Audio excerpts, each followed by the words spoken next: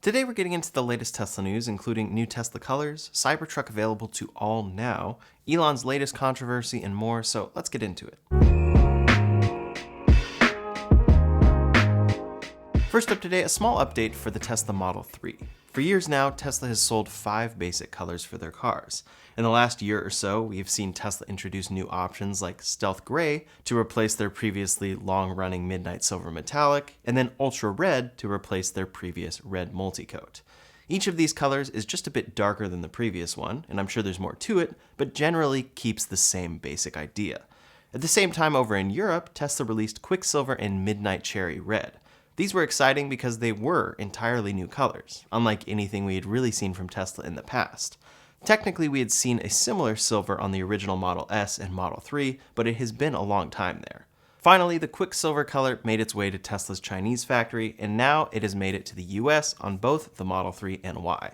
We saw Tesla release this on the Model Y, but we had yet to see them release it on the newly refreshed Model 3. Now it is fully available. When purchasing a Model 3, Stealth Gray is the base color, white or blue is $1,000, solid black is $1,500, and then Ultra Red or Quicksilver are $2,000 extra. I'm personally excited to see that Quicksilver color return for this car since it truly stands out from any other color Tesla has shipped for years on the Model 3. For the Model S and X, Tesla has similar colors, except instead of Quicksilver, it is called Lunar Silver. It is a different shade, although it has largely the same effect. The color is $2,500 extra on the Model S and X. Likely none of these updates are dramatic enough to truly make new customers for Tesla, but they do help keep Tesla's cars looking a bit different when they aren't changing too much on their design. The Model 3 has changed quite a bit, but regarding the Model Y, these new renders are showing us what we could expect from a refreshed Juniper Model Y in the near future. Around back, that light bar is actually directly referencing a leak of what appears to be a Model Y Juniper out of Tesla's Giga Shanghai. However, the light bar up front is simply speculation based on Tesla keeping with that light bar design language and maybe taking inspiration from the Cybertruck. Again, relatively speaking, these are fairly small changes, but they do make a big difference in taking this car into the future for customers. Even if the base functionality is largely unchanged, customers want to see something noticeably different on the Model Y after it has been out for 4 years. From the exterior right now, you essentially cannot tell a 2020 Model Y apart from a 2024 Model Y, but soon this could be changing. I'm excited to see when this comes out, and I'm sure that will be the thing that gets customers to upgrade. Then, as a bonus, people may pay a $2,000 paint upgrade to get the new Quicksilver on their Model Y. Next up today, let's talk about something that at this point seems to affect Tesla in a negative manner: Elon Musk's politics. Regardless of whether you agree with Elon Musk or disagree with him, when it comes to his political views and the way he posts on X, it has become clear as of late that the world is very aware of Elon. Elon has always operated against the grain, and in many ways this is what people love about him. However, we've recently seen Elon Musk endorse the presidential candidate that continually speaks negatively on electric vehicles. He's often expressing false information about EVs as well, saying things like you have to charge after 30 minutes of driving, saying that it costs the government $9 billion to install 8 EV chargers, and presenting that as a normal cost, and much more. For some, they could argue that this is strategic on Elon's part. In a sense, you already have one political party on board for electric vehicles because they are on board for the ideas of climate change. Tesla is one of the best options out there, and definitely one of the only ones available at scale. So maybe capturing the other side of the aisle, showing them support, and more will get them to like your company and get them to give your vehicles more of a chance. However, what we're seeing a lot more of now is former Tesla fans, former Tesla owners, and even current ones vow never to purchase a Tesla vehicle again because it's supporting this man's politics. Most recently, Elon did an interview with Donald Trump on X. Elon has made his support clear, so it seems nearly impossible that any sort of discussion with the other side's candidate would happen. So then you have people's opinions changing to where a vehicle is no longer a sign that you might be in support of a cleaner Earth. It could be more of a sign that you are a supporter of Elon Musk and in turn his political views. I personally take issue with a lot of these conclusions, and the fact that buying a great EV, and one of the only ones available at scale, would mean you hold a particular political leaning, but this is the world we're living in. While some could potentially argue that Elon's politics have led to more Tesla sales, I think it's pretty safe to say it has done a lot to hurt Tesla's reputation. You can see it all over social media, in the comment sections of my own videos, and just the discourse that you have with people when you tell them you drive a Tesla. We've even seen well-known Tesla supporters speak out and ask Elon to cool it a bit. Gally, a longtime Tesla supporter, wrote a long post on X and said a number of great things, like, now every Tesla employee, fan, and shareholder has to constantly defend and talk about Elon Musk's actions. It is exhausting. I got into Tesla to stop climate change and proliferate EVs.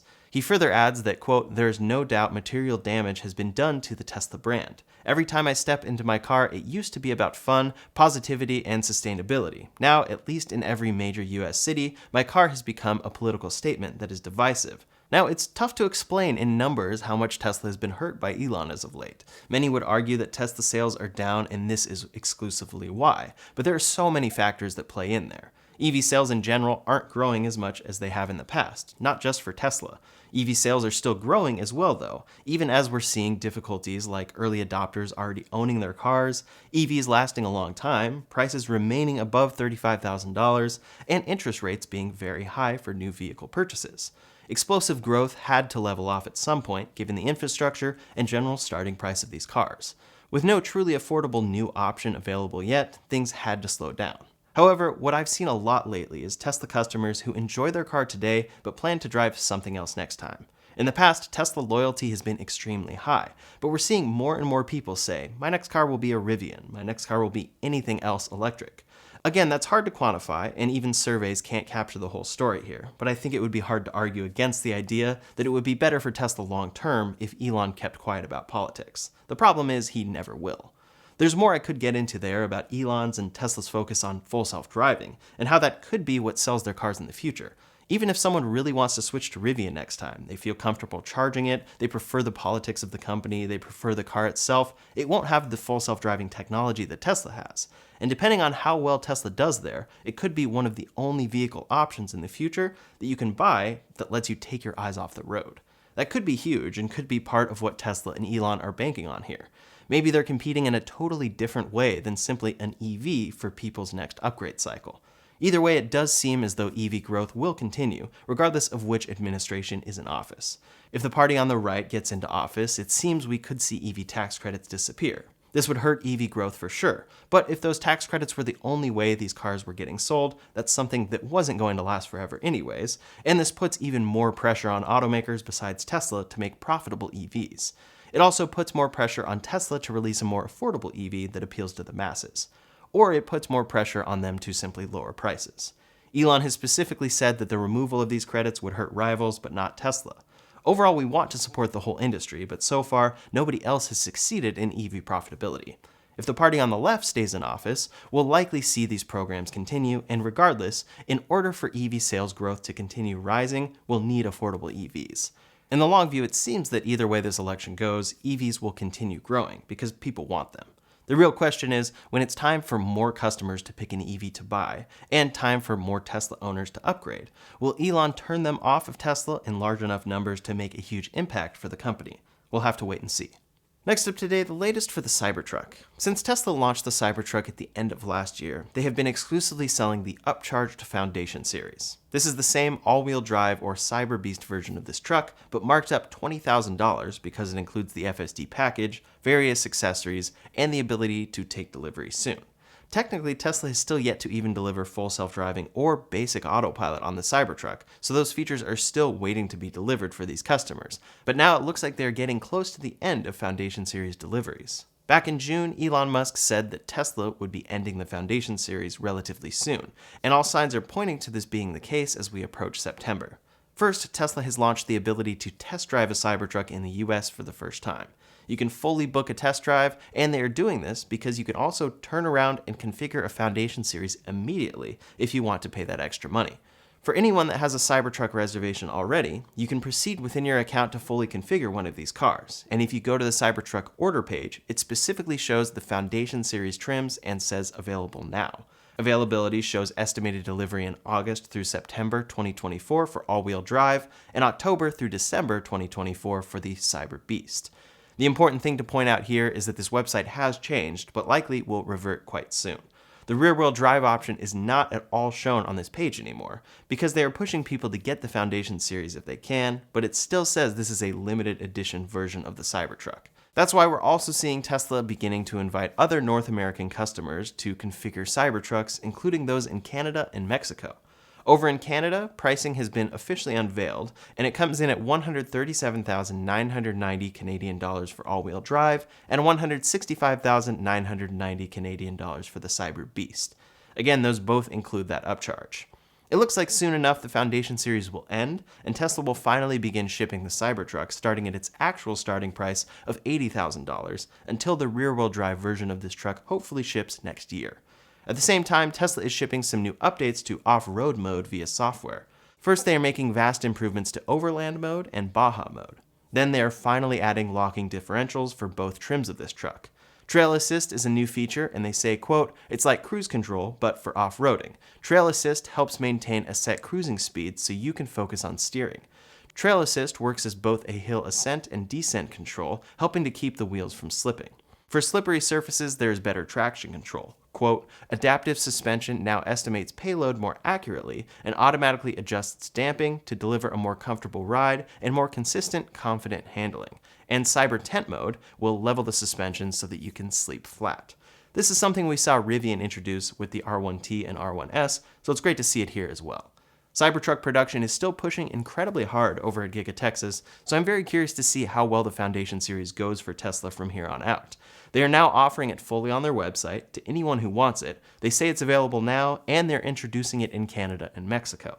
They obviously want to sell as many as they can for $20,000 extra, but eventually they will have to switch off of the Foundation series, and since it has a custom etching on the body, they could end up with some extra Foundation series trucks if production keeps ramping past demand for that specific trim. Keep in mind that this is separate from overall Cybertruck demand. There are plenty of customers who simply do not want to pay for that upcharge, and they're waiting. Next up today is some pretty big news for full self-driving. Tesla is always in the process of improving full self-driving as software, and we have seen some pretty big improvements as of late. However, the big question with this package is always how to purchase it. Tesla said the price would only increase before it launched, and so the price ended up all the way as high as $15,000. Then they ended up lowering that quite a bit, likely because customers weren't taking them up on that crazy expensive offer for a software that was still very much in beta. This is a software that relies on data collection to get better, so they need more people to be running it. That's why FSD today costs $8,000, or you can subscribe for $99 per month. Previously, that subscription was $199 per month. Now, Tesla has introduced a new option into the mix that you can see when you configure a Model S or X specifically. Under the full self-driving supervised option, you can choose full purchase for $8,000 or a 3-year bundle for $5,000. This bundle includes FSD supervised, free supercharging, and premium connectivity. Obviously, this bundle is specific to vehicles that start at $75,000, but it can add up to quite a good deal if you're somebody who drives a ton. Premium connectivity is a package that's $10 per month or $100 per year, so part of this deal is really only $300 over the course of 3 years. However, if you plan to supercharge a lot, that can add up. This could end up saving you a lot of money by paying for 3 years of free supercharging, and then you will get the FSD package on top of that. At current pricing, if you subscribe to FSD for 3 years, you are looking at $3,600. So not only does this package lock in that pricing, even if Tesla were to raise that $99 per month back up to $199 per month, but it includes those other things. Totaling it up, you're looking at $3,600 for FSD over 3 years and $300 for premium connectivity, so you're paying about $1,100 to get unlimited supercharging over the course of 3 years. Depending on how long you plan to keep this car, and if you road trip a lot, this could make sense for you. Overall, this really just shows the flexibility that Tesla has with something like their FSD package. The hardware is already in the cars that they are selling, so they have basically infinite options as to how they decide to package this in the future. This could easily become more a part of end-of-quarter sales pushes, they can sell packages like bundles, and much more. I'm very curious to see if we see a bundle similar to this come to their more affordable cars. But what are your thoughts on this package? Does it seem like a good deal to you? Leave a comment below to let me know your thoughts. Last up today, some updates from other automakers. Like many legacy automakers, VW is making some big moves to help increase their EV sales and market share. While the brand's EV sales have grown by 31% in Q2 over last year, the brand still has lofty ambitions to increase their market share in the US to 10% by 2030. They are planning on hitting those goals through a multi-pronged approach that ultimately should lead to more attractive vehicles overall. VW recently announced a $5 billion partnership with Rivian that will give the legacy automaker access to their internally developed electronics infrastructure and software. This technology will eventually be included in all of the sub-brands of the VW family, including Porsche, Audi, Lamborghini, Bentley, and Volkswagen. Rivian will not be co-developing a vehicle with the automaker, but rather VW will be able to leverage their robust systems architecture in order to improve their own vehicles. VW has often struggled with the software side of EVs, so this should give them a leg up going forward. In addition, VW is rolling out a slate of new vehicles to the US that they hope will attract attention from local markets.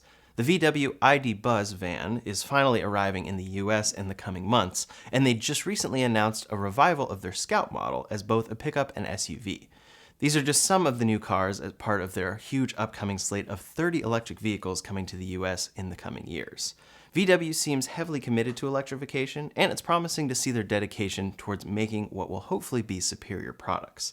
While Chinese automakers are taking Eastern markets by storm, Hyundai has just announced their latest plan to stay competitive there. Thailand's Board of Investment has just announced the approval of a major $28 million investment from the Korean automaker to expand their production in the region. This investment will go towards strengthening supply chains in the country, as well as going towards an EV and battery plant there to open by 2026. This factory will be built in partnership with a major local factory construction company as a means for the automaker to successfully make strides in this market. Thailand is currently the largest car-producing country in Southeast Asia and part of the global top 10. The country has been rapidly shifting towards vehicle electrification, with a guideline that at least 30% of their output must be electric by the end of 2030. Hyundai hopes to capture a significant portion of this growing market that has otherwise largely been ceded to Chinese automakers.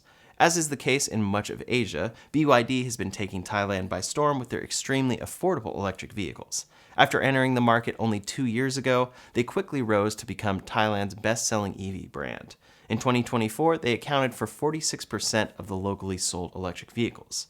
Hyundai recently announced their Casper EV, which is priced competitively to directly take on BYD in those markets. Automakers around the globe are feeling the competition from these growing Chinese companies, and like Hyundai, they will have to make some big moves to stay in the game. As part of GM's major EV expansion, their sub-brand Cadillac has just unveiled a brand new electric convertible concept, the Soleil. Surprisingly to many, there are actually very few convertible electric vehicles on the market right now, especially considering how much of the EV market has historically been luxury vehicles.